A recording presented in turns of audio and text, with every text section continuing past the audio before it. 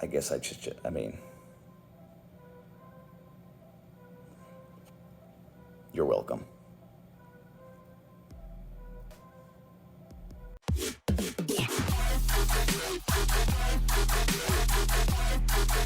Here's your hosts of the MonsterCast, the Straight Edge Monster Jack and Ryan.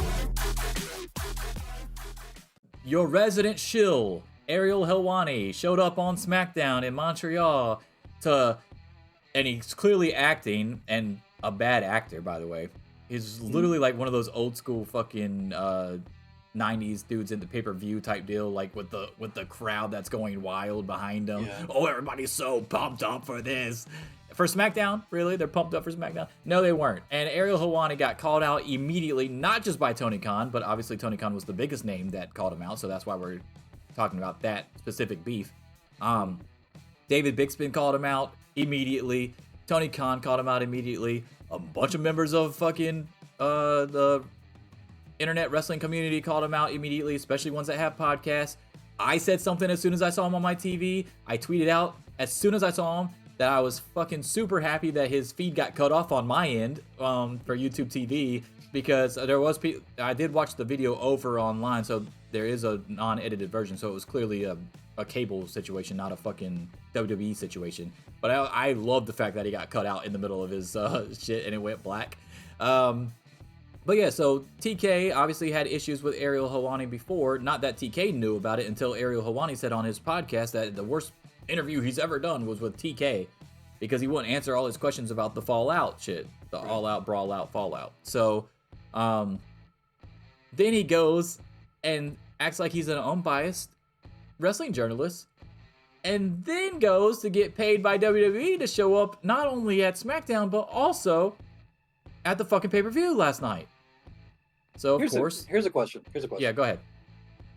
If you found out that he wasn't paid at all, like WWE didn't pay him, they just said, hey, do you want to come in and do the spot? It'll get you some publicity and it'll make us seem like it's a credible sporting event because that's what you cover. Would that change your opinion of it? No. I just think I don't think it would change my opinion the opposite way. I think him getting paid enhances my hatred for him doing it, but he was already being unbiased in his reporting leading up to that. So like he had already turned on AEW with the Tony Khan situation. So I already was not a fan of Ariel Helwani from him saying that TK was his worst interview of all time, when he literally had a fucking interview with Triple H that said nothing, had no credible fucking answers at all, but he acted like that was the best thing ever. So no, it was already set in stone that I did not like him. Now, the fact that obviously we don't know the financial situation, but there's no way that WWE didn't pay him. So that only enhances my disdain for him taking this position, while he's also trying to play on social media that he's unbiased. That's my issue with it. The reason I asked that question is because a lot of people are making it sound like the issue is that he got paid. But even if he didn't get paid, so just as an example, I think I've mentioned on here before, I work at a pretty big company. And we do a lot of business conduct stuff for like dealing with bribes with vendors and stuff like that, and like what's acceptable and what's not acceptable in business ethics. And we can't even take like positions in people's board meetings or shit like that, completely unpaid, because it gives the thing itself is the bribe. Like the being in that position in and of itself, having that exposure from that position in and of itself counts as something that would constitute a business ethics violation. So even if no money exchanged hands, which a lot of people are focusing on, they're like, oh, they must be paying him under the table or whatever. The issue is not actually the money. It's him being there at all while still pretending that he's got no bias toward that company. Yeah, so there's a lot of people that would ask, like, what is the difference between Ariel's situation and, like, a Denise situation? And the difference is that Denise doesn't say that she's a wrestling journalist like a Sean Ross Sapp. Now, if Sean Ross Sapp did it, then it would be the same to me. It would be the same thing. The other thing is Denise isn't appearing as an on-air character. That's the thing too. Ariel in this capacity is an on-air character. Yeah, she's been on the pre-show and stuff, but she's been as Denise, kind of like a Peter Rosenberg. Right. Sam Roberts is a character. Right. Peter Rosenberg literally just shows up on the pre-show and gives his opinion. Ariel in this spot not being on a pre-show and breaking down any analysis of anything or opinions. He's just out there waving the WWE flag. Oh, this is so good. We're in Montreal. This is the craziest crowd I've ever seen. You're literally right there. You're a shill. You're a character, like you said. You're clearly playing a part because you're not a good actor, so we can all tell that you're full of shit.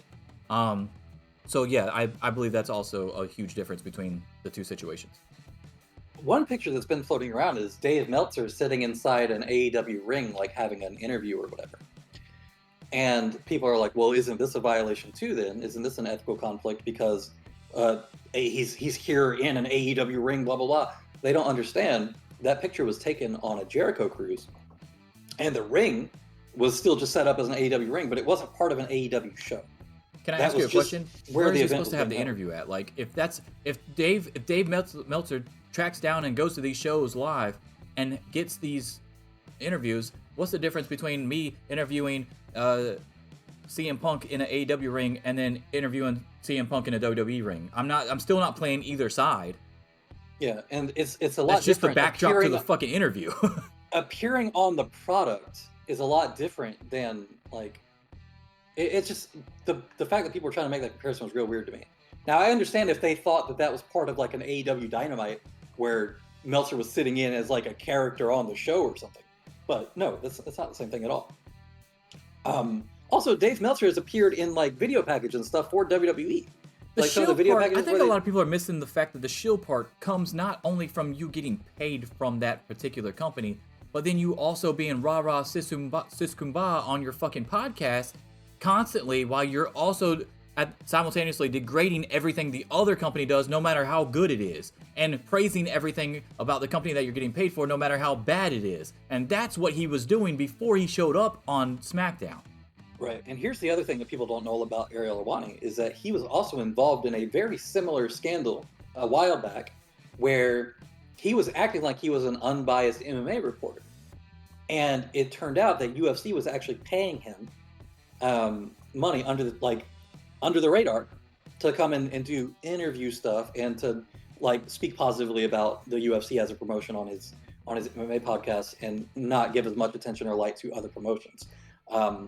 People, for whatever reason, are completely overlooking that part of it. It's one thing if you were to say, oh, Sean Ross Sapp appeared as an interviewer on a Dynamite or whatever, but then when he goes back to his Fightful podcast or when he has interviews with the owners of each company, he asks them equally tough questions, or like he's still unbiased in the way that he presents it. So it's not even just the appearance in and of itself either. It's not just the money. It's not just the appearance.